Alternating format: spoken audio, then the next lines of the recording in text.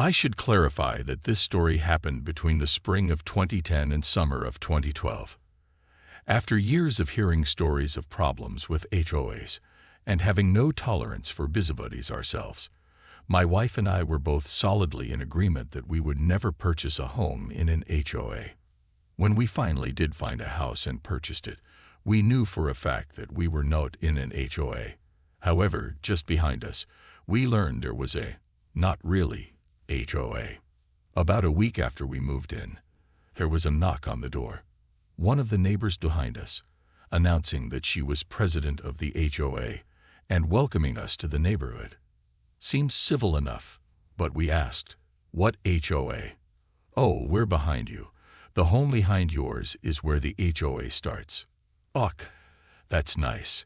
Nice to meet you." Just general pleasantries. We were hopeful. We were shocked, even. Someone associated with the management of an HOA that wasn't a complete busybody psychopath. How wrong we were. The way our lot was, there was a sliver of green space between our property line and the sidewalk, in a somewhat triangular shape. The street ran west-southwest. Our property line ran due east-west. So there was a wedge of land there. We'd always been told that this belonged to the HOA. Yada yada. No big deal. Just meant we didn't have to deal with the upkeep of this land. Now that this setup is all in place, it's time to start the story of how we got the, not really an, HOA dissolved. We had a couple of trees in our yard, literally on the property line, so we took responsibility for taking care of these things. They're massive asterisk. They're also a pain in the butt, incredibly dense/heavy, and because of the way the limbs grow, they're prone to splitting and dropping limbs. There was a huge limb that extended way out into the street adjacent to the green space owned by the HOA. This thing was a major risk of dropping and severely injuring/killing someone. We didn't want that on our conscience or our insurance, and so we decided to take that limb down entirely, as well as clean out a lot of the deadwood in the two trees. Hired an arborist. They came out, did their thing. $1,400 later, we were left with some decent-sized rounds that we were going to move over the next weekend. I was out of town the first weekend after we removed the limb. I should note that the wood was neatly stacked in a green space on the bark dust, out of everyone's way, and in no way a hazard or eyesore. Enter the shrieking harpy. President of the HOA. My wife had stepped out the door the day I had left on my trip, and she pulls up into our driveway, rolls down the window, and starts yelling at my wife. "You need to move that wood now. That's private property of DDT HOA. Move it now." My wife is not a confrontational type. She's also somewhat petite, and tried to explain to the harpy that I was out of town and that we would be moving it as soon as I got back in town the next weekend. Nope, not good enough. She shrieks at my wife some more, and my wife ends up grabbing the wheelbarrow and somehow moves this stack of rounds, some of them weighed close to 100 oz, around the fence, up our driveway, and into the backyard. She was pissed. So was I. We knew where the harpy lived, so when I got back I went over to talk to her and explained that I was rather displeased in how she treated my wife. Didn't pound on the door, wasn't aggressive or anything. They wouldn't answer the door. Cowards. We knew they were home. This left us with a bit of a displeased taste in our mouth. The next spring, the hedge that is planted outside of our fence line, well, it wasn't maintained very well and pushed over 2 sections of our wooden fence. So I emailed the harpy and explained that their hedge had damaged our fence. It's not our hedge. It's growing in your green space. That's not our green space. Wait, what? Then why the censored did you decide to screech at my wife last summer when we had the wood stacked there? Silence. Well, at that point I fixed the fence so our dog wouldn't escape, after pruning the laurel back sufficiently that it wouldn't damage the fence again, and started making some phone calls. I contacted the county and ended up speaking to about 7 different departments, in order to figure out who actually owned that strip of land. After probably 2 weeks of trying to find the right people to talk to, I got to the roads division. The green space was marked as part of the right-of-way for the road, and therefore no one actually owned that space. So I can chop down that ugly overgrown hedge that's encroaching on the sidewalk and knocking down my fence. Yep, says the kind gentleman from the roads division. As an aside, he asked, you mentioned something about there being an HOA associated with the plots to the east of your property. Yeah. Well, part of what took me so long to get an answer for you is that it turns out there is no HOA registered with the county there. So we were looking in the wrong place entirely. Wait, there's no HOA there? No, hasn't ever been one since that subdivision was built. Huh. Interesting. And a plot was hatched. We had befriended a couple of people within the neighborhood behind us, and they were rather fed up with Ms. President of the HOA and her antics. She was the typical busybody, bullying anyone she didn't like, and apparently for the last 10 years or so had been collecting HOA dues from everyone in the neighborhood to the tune of $300/year. There were 36 homes in the HOA, right around $100,000 in dues for a non-existent HOA with no real maintenance. Oh, they hosted an annual block party, potluck style. They pulled weeds from the green space on a volunteer basis. So I did what any red-blooded American would do. I got 36 envelopes, 36 stamps, and printed off 36 copies of a letter with my findings from the county that there was not now, nor ever had been for the recorded history of the subdivision, any HOA, neighborhood association, or any similar organization, and that they collectively had paid in excess of $100,000 in dues over that time to a non-existent entity, plus any fines the non-existent HOA had decided to levy. The neighbors, in turn, did exactly what any red-blooded American would do. They sued the hell out of her for every penny they'd paid over the last 10 years. 1, 2. And there's no longer an HOA behind us. Today, my wife and I had dinner with our friends who were among the victims of this psycho. And I learned a lot, probably definitely more than I should have. I learned a lot about the lawsuit that was filed when I sent out the letters revealing that there was no HOA. There was, in fact, a settlement to make the lawsuit go away. I will say this, the harpy got a good lawyer. Really good lawyer. One of the terms of the settlement was that the total amount remain undisclosed, but our friends confirmed that they were made whole. Another part of the settlement was a pretty stringent non-disclosure agreement. I'm gonna have to start pretty far back in this mess, because it explains a lot about how this all went down. The subdivision that Harpy lives in was built back in 2000, and it turns out that at the time the subdivision was built, she was the first one to buy in this brand new neighborhood. The developer had actually planned to set up an HOA the correct way, but because of delays in construction and selling the homes, they never actually set it up. Based on one of the comments below and a glance at the relevant state law, this is apparently bad information that was passed on to me. That didn't stop Ms. Harpy, though. Not at all. So as soon as the next owners moved in, she reached out to them. Hi, welcome to the neighborhood. We are setting up a neighborhood association, a voluntary HOA, if you will. That way we can take care of the common areas and keep property values up. The usual excuses behind an HOA. Well, after the first 5 to 6 houses were bought and the owners moved in and agreed to this voluntary HOA, well, the pitch changed. It went from a neighborhood association to just a straight, hey, welcome to the neighborhood. I'm the president of the HOA. Nice to meet you. Most people went along with it. They figured they had missed something in the disclosures, or in the listing, or something. But this was a brand spanking new subdivision.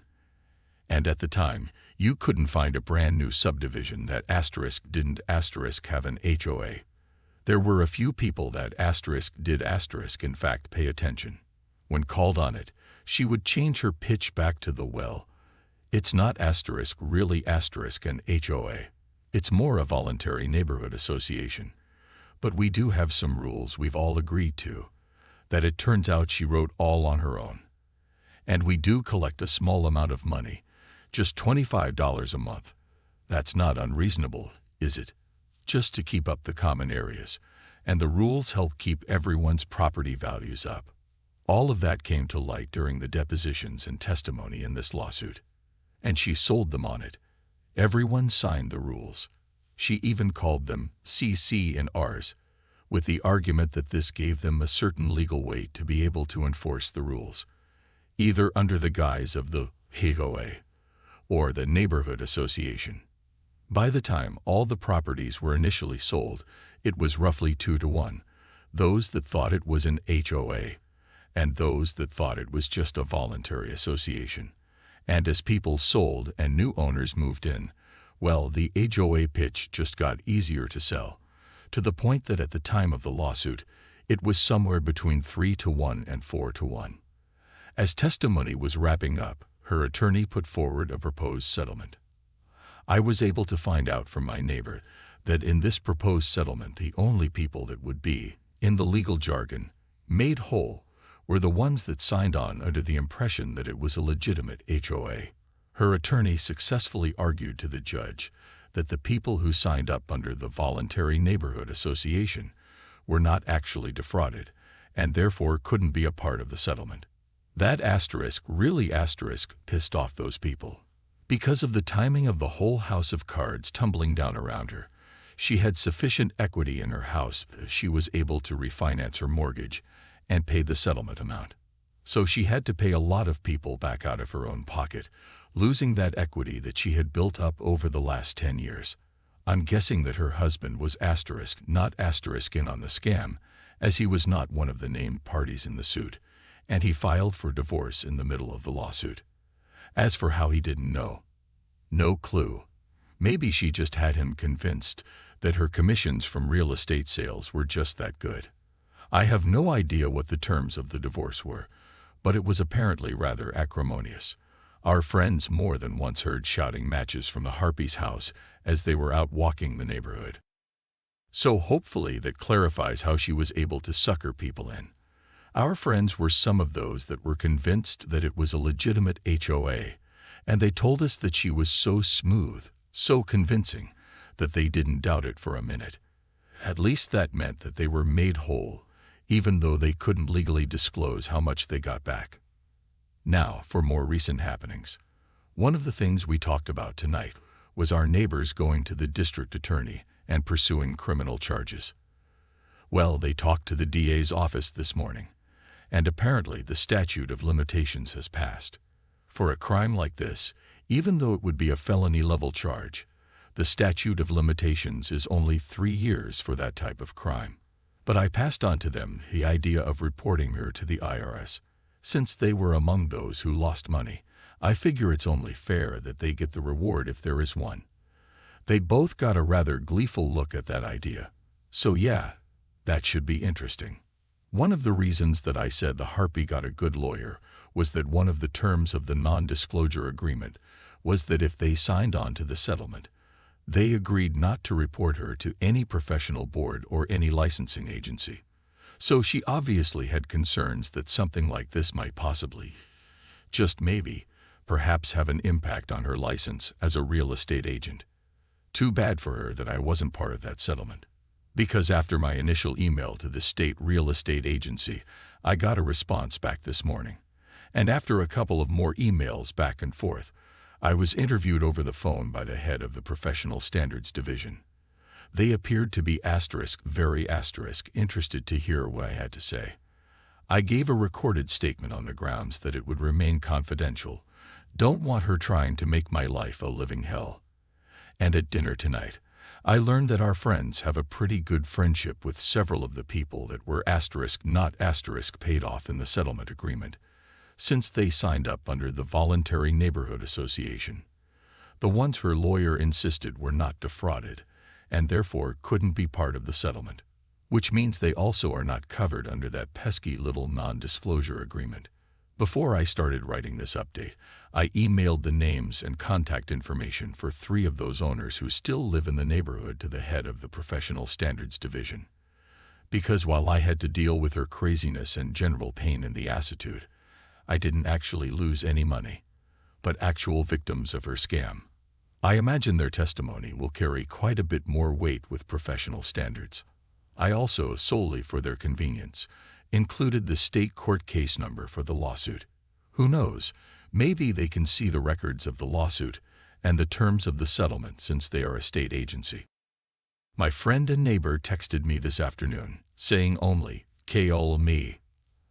As soon as I was able to, I gave him a call, and he could barely stop chuckling. He caught me up a bit. After we talked the other evening, he'd started talking to some of the people in the neighborhood, and it turns out that Ms. Harpy of the Not Really an HOA is apparently kind of a slow learner.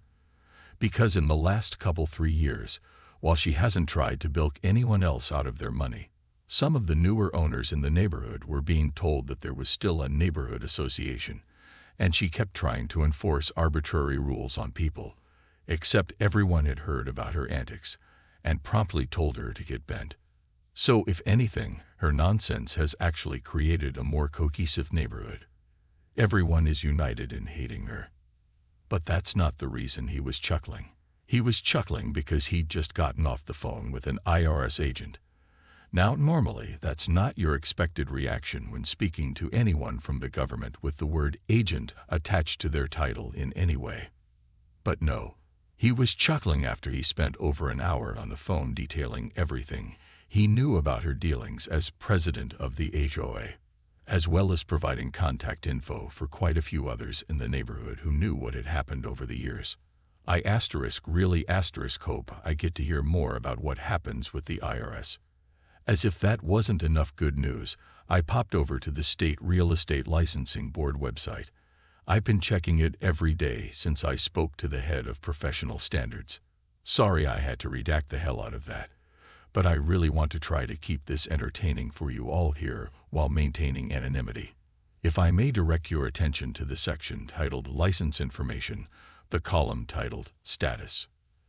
Additionally, if I may direct your attention to the Disciplinary Action section, specifically the columns titled Resolution and Found Issues. From a little cursory reading of state law and associated regulations, this decision is temporary until the full investigation is completed. Once that happens, the Professional Standards Board will decide if there is to be permanent action against her license. If there is, then there will be a date in the Order Signed Date column, and ** entertaining link in the Documents column in the Disciplinary Action section that lays out the entire case, from start to finish. I've read a couple of documents in other cases I found where there was a final order, and wow, they lay *EVE writing out. So there we have it, Reddit. I was almost kinda feeling bad for bringing up stuff from years ago to government agencies, but the fact that she is still trying to pull off this crap, albeit without the money part, made any of that evaporate like the HOA she thought she had. So it may be the end, or it may not, but at least for now, we've reached the conclusion of the saga of the Harpy of the Not Really an HOA. When last we left Ms. Harpy, she was being investigated by the State Real Estate Licensing Board, as well as the IRS. Well, I learned something interesting in this whole saga. Apparently, while the statute for limitations for criminal tax evasion is only 3 years, or possibly 6 years, depending on the situation, there is apparently no statute of limitations on how far back they can go in civil court. So while she may dodge any federal charges of tax evasion, the IRS will be crawling up in her business however the heck far they want. I suspect that will end poorly and expensively for her. Additionally, the State Department of Revenue has also caught wind of this. Can't imagine how that may have happened. Similar to the feds, while they can't charge her criminally on the tax evasion, I'm sure they also will be digging through all of her tax records for the last, forever. I've already had an interview with a rather pleasant IRS agent and was able to go through everything that I knew. The timeline for what happened, and how it was that I discovered there was not an actual HOA there. When I explained how this all started because she decided to be a bitch about a couple of relatively small issues, and it has since snowballed into, well, this, she, the agent, laughed so hard it took us several minutes to get back on track. And she continued to chuckle and giggle throughout the rest of the interview. And the State Department of Revenue has contacted me as well, wanting to set up a time for an in-person meeting. So that will be fun. I've considered going to the local news media about this as some suggested, but decided against it for a couple of reasons. The story isn't really as fresh as it was 7 or so years ago when it was all going down, and I doubt the news media's ability to keep my name out of it. Maybe not on the air, but somehow it would slip. And that would add needless complication to my life. If somehow she avoids getting her real estate license revoked, maybe that will change the equation enough to where it might be worth letting the media know. Plus it gives them a recent hook to tie the story into. State Real Estate Board refuses to revoke license of crooked agent. News at 11. You get the gist. I don't have the screenshot of it, but on the State Licensing Board website, there's 3 new items in the disciplinary action section of her license, an additional proposed suspension sanction, and 2 proposed revocation sanctions. I'm guessing the second proposed suspension is so she can't default back to a regular real estate agent, and the proposed revocation sanctions are for her principal broker and regular real estate agent licenses as well. So that will be interesting to see what happens once it's finalized. I imagine that process will not be quick. Once I get home tonight and have a chance to redact the relevant information from the screenshot, I'll post that as well. I've heard through my friend who lives in the subdivision that there have been several people contacted by the State Real Estate Board, as well as the State Department of Revenue and the IRS to set up interviews, and some have already been completed. And just out of curiosity, I checked the website for the local branch of the national real estate company she works for, and lo and behold, she's no longer listed on there as either the principal broker or an agent, and someone else is listed as principal broker. I'm going to take this development as a cautious agency making sure they don't get caught up in any legal messes. But I think someone just learned a lesson. You are merely a cog in this machine. You are easily replaced. In a final bit of entertainment for this saga, I was shown several screenshots by my friend of a post in the subdivision's Facebook page that was quite, well, I guess entertaining would be a great word. She's since deleted the post, but essentially she was on there shrieking about how they were all under a non-disclosure agreement, and she was apparently threatening to sue any of them that talked to anyone for violation of the NDA. This was met by cricket chirps from anyone who knew what was going on. But there were several "what the hell is she talking about" type of posts by a few of the newer owners who weren't in the know. But my favorite response was by someone who apparently is an attorney, based on how they phrase things, who wasn't here when the not an HOA was in effect. She's only lived in the neighborhood for about a year, but apparently caught a quick heads up from somebody. The short version of her post was that while she wasn't aware of the particulars of what was going on, she stated that NDAs don't cover someone answering questions from a regulatory or investigatory agency, either state or federal, as well as not covering any testimony being given under oath. And trying to bully someone into not speaking to such an agency by means of an NDA or otherwise might even be considered witness tampering or intimidation. And a few hours later, the Harpies post and all the associated replies mysteriously disappeared. But you know, FP will gladly hand over the whole conversation with a subpoena, and the IRS does not mess around with the possibility of witness tampering, so maybe she might end up facing criminal charges after all. Depends on how stupid she gets, I guess. If past performance is any kind of indicator, she may very well get to spend some time in the Gray Bar Hotel. And as any more updates come in, I'll add them on as edits to this post, so there's one convenient place to watch for updates. See the attached photo. The State Real Estate Agency has finalized their orders on her license. Folks, I wish I could share the text of the final orders associated with this action. But because it is public record, it is also searchable, and would all too easily reveal her identity and open the doors to headaches for me and my family. So I'll summarize. The first revocation for fraud or dishonest conduct and failure to disclose is of her principal broker license. The second revocation, for incompetence or untrustworthiness and records, that's for her regular real estate agent license. There are some bombshells in the final orders. Apparently, as a few people suspected in the comments, there was a lot more happening than just what was happening in her neighborhood. I was shocked at how quickly the final order was released.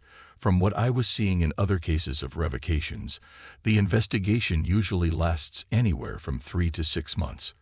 But reading the final orders, the principal broker revocation was based mostly on the information in the lawsuit that was filed by the neighbors back in 2012 and the ensuing settlement.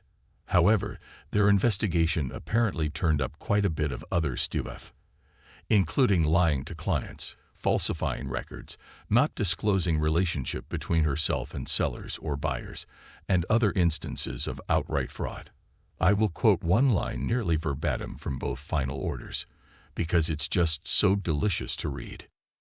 Folks, the world of legal hurt his woman has brought onto herself just continues to avalanche.